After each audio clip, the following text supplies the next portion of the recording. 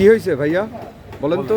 পুরো আমার মানে একটাই অ্যাকাউন্ট দিছিল মানে ব্যাংকে থেকে বললো যে ব্যাংক জোরে বলেন, লাউডলি বলেন। ব্যাংক পুরো ওই ব্যাংকে থেকে আমাকে এরকম বলা হয় যে একটা আইডি করতে হবে, একটা অ্যাপস নামায়ে পুরো মিলে আমার ভোটার আইডি কার্ডের ছবি, ভোটার আইডি কার্ডের নাম্বার এবং নিজের ছবি ওখানে দিছি।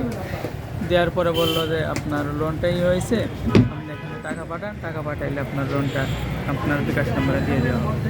পরে আমি এইভাবে টাকা পাঠাইছি। পরে এখন বলে আরও 2200 টাকা খরচ দিতে হবে, মানে ওই ব্যাংকের থেকে তো আর খরচ দিয়ে দেবে না, বললো যে এই খরচটা পাঠাইলে আপনার টাকা আপনার ইসে চলে যাবে, বিকাশে চলে যাবে। নাম কি, কি ব্যাংক নামটা বলেন? ফোন দিচ্ছে না এখন।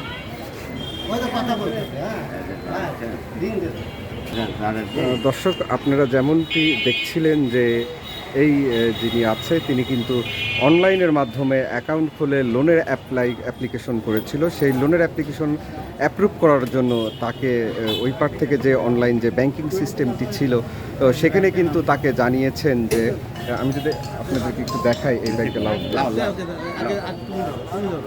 আসসালামু আলাইকুম। জি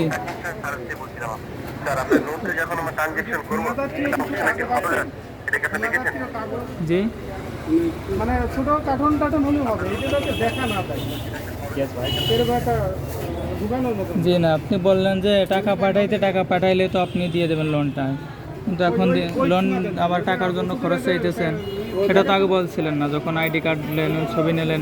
হ্যাঁ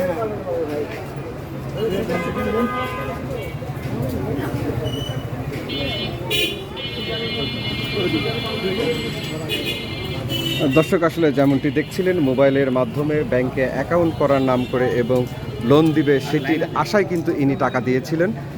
5,000 কত 5,600 টাকা দিলে তার লোনটি অ্যাক্টিভ হবে। কত টাকা পর্যন্ত লোন পাবেন বলেছিল?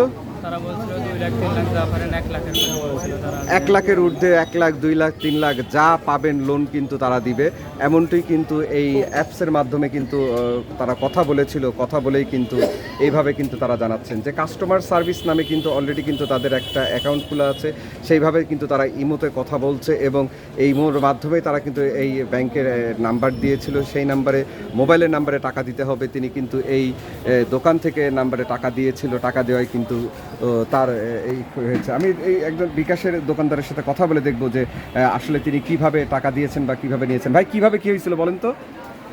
আমাকে এসে বললো যে ভাই একটা নাম্বারে 5,600 টাকা পাঠান। তো টাকা পাঠানোর পর আমি অলরেডি হোল্ডিংয়ে রাখার পরে উনি পকেটে হাত দিছে, পরে টাকা বের করতে বলতে মানে পকেটে হাত দেওয়া দেখে আমি আবার টাকাটা সেন্ড করে দিয়েছি। সেন্ড করে দেওয়ার পর উনি দাঁড়ায় আছে, দাঁড়া থাকার পর আমি বললাম ভাই আমার টাকাটা দেন। বলছে আমার ভাইয়ের কাছে টাকাটা পাঠাচ্ছি, একটু দেরি 5 মিনিট পরে টাকাটা ব্যাক দিচ্ছে, মানে আর ব্যাক দিচ্ছে। আমাকে এটা বলছে। তো 5 মিনিট পরে দাঁড়া থাকার পর আর কোনো সরা শব্দ নেই, আরও 5 মিনিট দাঁড়ায় আছে। তারপর যখন এখানে বলার পরে উনি কথার জবাব দিচ্ছে না, তখন এর মাঝে আসলে আমি বললাম এই ঘটনা। জানছিলেন?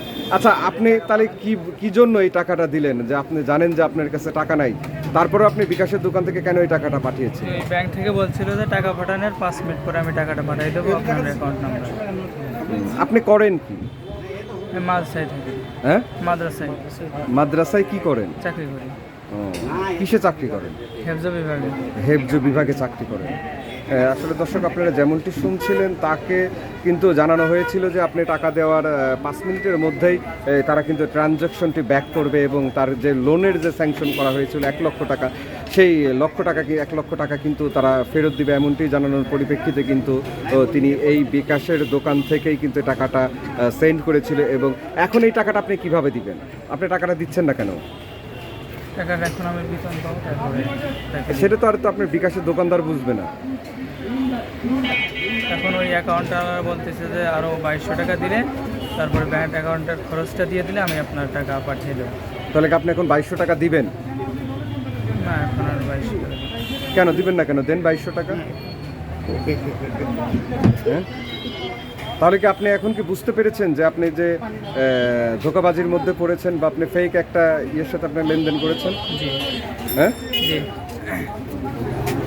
দর্শক, আপনারা যেমনটি শুনছিলেন প্রতিনিয়তই কিন্তু এই বিকাশ প্রতারণার মাধ্যমে কিন্তু প্রতারণা করে থাকে। এমনটি শিকার হয়েছেন এই মাদ্রাসার একজন শিক্ষক। তিনি কিন্তু আসলে প্রতারণার শিকারে পড়ে কিন্তু সর্বস্ব হারিয়ে এখন কিভাবে বিকাশের দোকানে টাকা পরিশোধ করবে সেটা কিন্তু পাচ্ছে না। তিনি কিন্তু জানাচ্ছেন যে সে কিন্তু মাদ্রাসায় যে চাকরি করে থাকে সেই চাকরির বেতন পাওয়ার পরেই তিনি কিন্তু আসলে টাকা দিতে পারবে 5,600 যে টাকাটি দিয়েছে। তিনি কিন্তু একটা বড় বিপদের মধ্যে পড়ে গিয়েছে। এই জন্য এইভাবে বিকাশ প্রতারণা থেকে আপনারা অনলাইন প্রতারণা থেকে কিন্তু বাঁচতে হবে এবং অনলাইন প্রতারণা থেকে কিন্তু আপনাদের সবাইকে সাবধান থাকতে হবে। ধন্যবাদ সবাইকে।